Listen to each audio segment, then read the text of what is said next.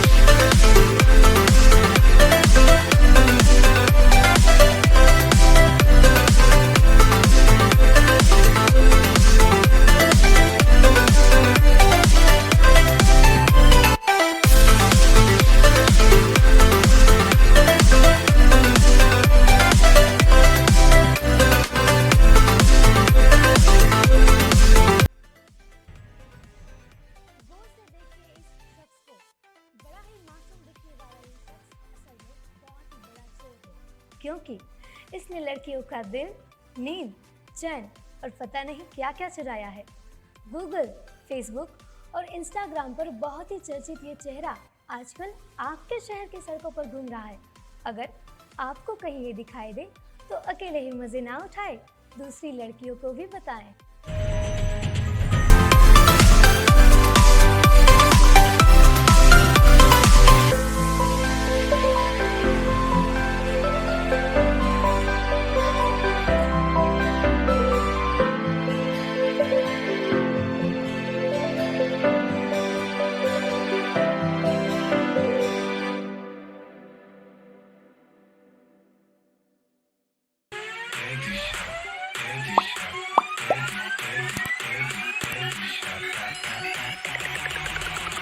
take you to the candy shop.